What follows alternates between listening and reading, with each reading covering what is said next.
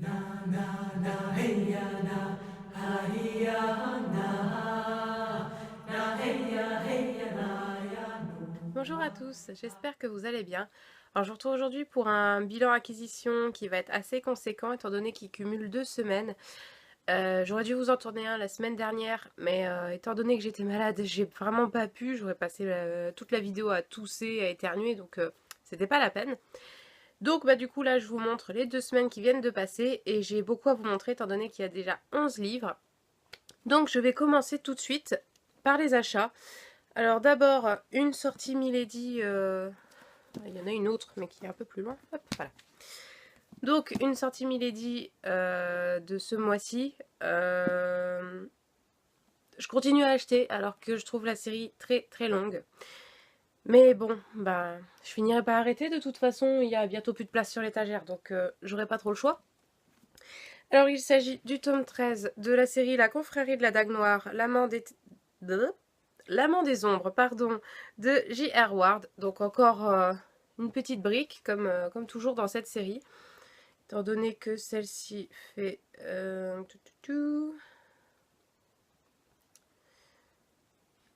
ça c'est le lexique, ça compte pas. 803 pages. Rien que ça. Bon, heureusement que ça se lit vite et que arrive au tome 13, j'écris plus d'avis dessus parce que de toute façon ça sert à rien. Je ferai que spoiler tous les autres tomes précédents, donc ça n'a vraiment aucun intérêt. Ensuite, j'ai acheté un livre qui me tentait depuis que j'ai vu l'annonce comme quoi il allait sortir. Déjà d'une par son design et par l'histoire qui a l'air vraiment intéressante. Il s'agit d'un livre qu'au départ j'avais commandé à Cultura, vu qu'ils ne l'avaient pas, hein. Même depuis la date de sortie, comme d'hab, ils avaient rien. Et je l'ai trouvé à Carrefour juste après. Donc bah la commande, en toute logique, a été annulée. Donc il s'agit du livre Le Pays... Non, pas Le Pays. Pourquoi je suis toujours sur Le Pays des Morts? C'est pas ça du tout. C'est La Maison des Morts de Sarah Pinborough, donc chez Milady. Comme les autres tomes de cet auteur, le livre est en couverture dure et brillante. C'est vraiment un très joli livre. Et le petit plus que j'aime beaucoup, c'est que les pages sont noires. Hop, tout le tour. Bon, c'est dommage du coup qu'il n'y ait pas un petit... comment ça s'appelle? Un petit signet en tissu intégré au livre pour marquer la page. Mais bon, c'est pas très grave. L'histoire a l'air vraiment, vraiment pas mal. Une maison sur une île déserte où il y a des jeunes qui attendent de savoir s'ils vont mourir ou non. Et donc un héros, et puis l'arrivée d'une personne, d'une nouvelle patiente qui va tout bouleverser dans cette maison. Donc je pense que je vais le lire assez vite, l'histoire me tente vraiment beaucoup. Ensuite, une suite de séries qui est sortie aussi très récemment, un 4e tome, qui fait beaucoup parler de lui, comme tout le reste de la série de cet auteur. Donc c'est le tome 4 de Lux, origine de Jennifer L. Armentrout chez J'ai lu. Donc encore une très jolie couverture, j'aime beaucoup les détails. C'est tout simple, mais en même temps c'est vraiment très joli. Donc pareil, je pense commencer, si je peux, assez rapidement. Ensuite, on continue dans les suites de séries. Donc cette fois, c'est le tome 2 de Une braise sous la cendre. Alors là, c'est Une flamme dans la nuit de Sabah Tahir chez Pocket Jeunesse. J'avais beaucoup aimé le premier tome. J'ai pas pu acheter celui-ci tout de suite à sa sortie, mais bah, il est quand même arrivé dans la pile à lire. J'ai hâte de pouvoir le lire. Je pense pas le lire tout de suite, tout de suite. J'ai pas mal de services presse un petit peu en retard, donc ils vont passer en priorité. Mais celui-ci arrivera ensuite. Également, à l'occasion d'un petit salon que je suis allée visiter la semaine dernière sur Creil, j'ai rencontré l'auteur Arthur Ténor et j'en ai profité pour acheter Les Fabuleux. Donc c'est le... Comment il s'appelait le livre? J'espère qu'il y a le titre là-dedans parce que là j'ai un trou de mémoire. Euh... Non. Non. Mince. Parce que j'avais déjà lu le livre qui se passe après celui-ci. Et évidemment, je n'ai plus le titre.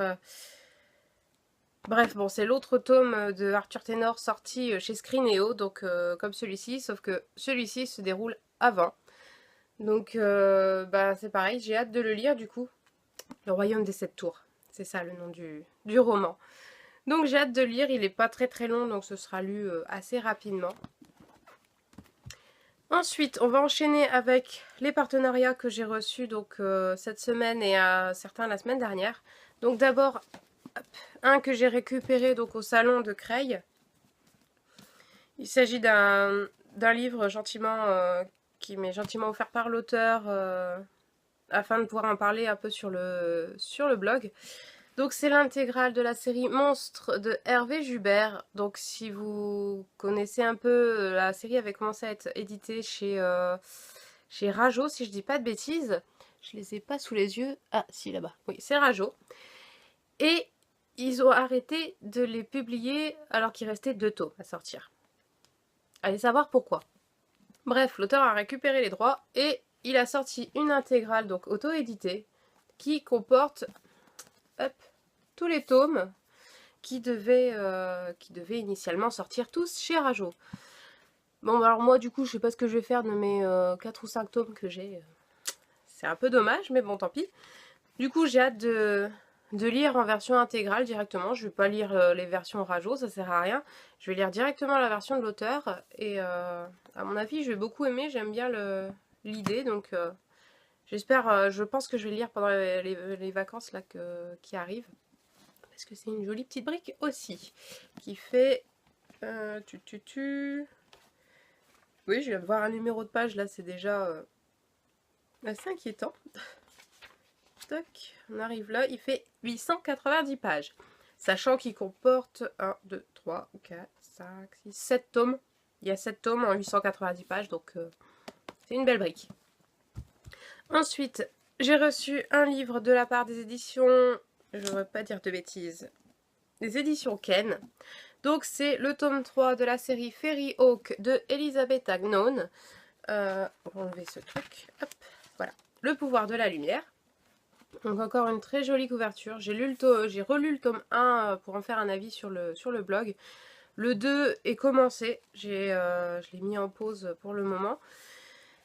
Mais encore une fois, j'avais pas encore feuilleté les illustrations, mais elles sont encore très jolies. Je vais essayer de vous en montrer une. Hop, voilà, par exemple.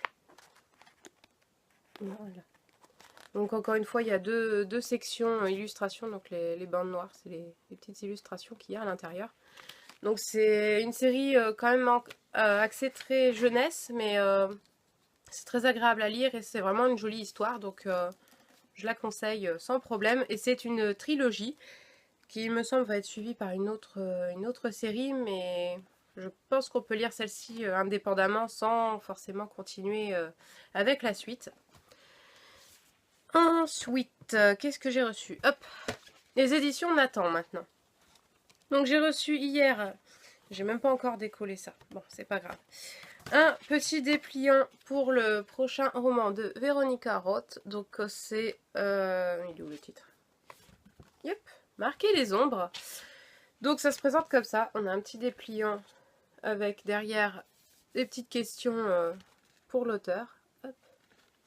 Et donc on a un dépliant donc là qui fait une sorte d'affiche. Et de ce côté-ci, on a donc le marque-page que je n'ai pas encore décollé, évidemment.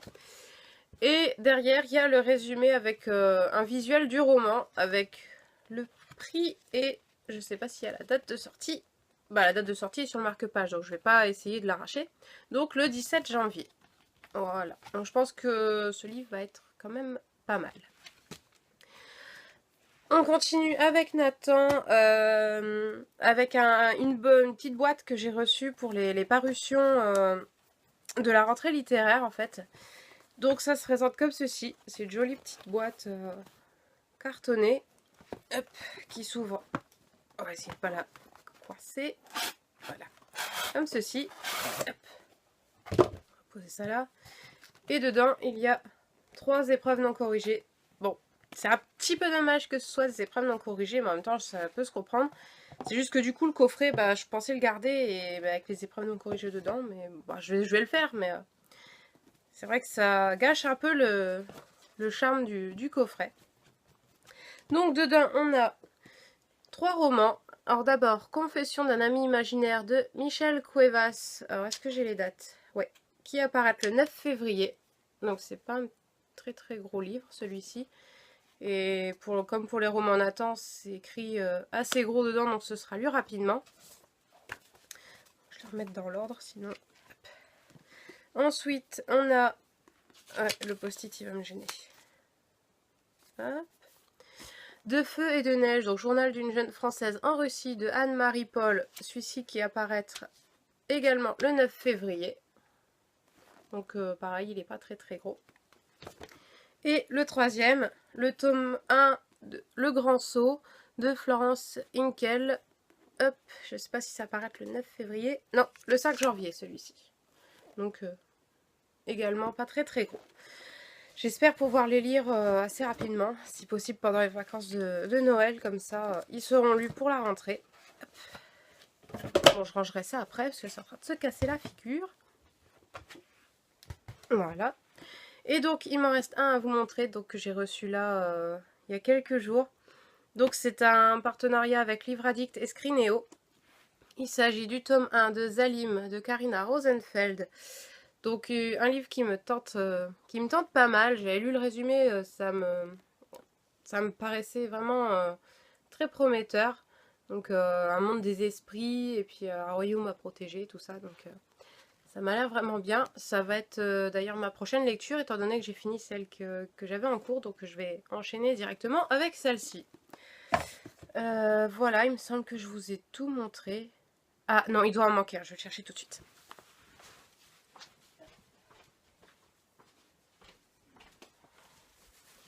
Voilà, celui-ci était resté sur le bureau.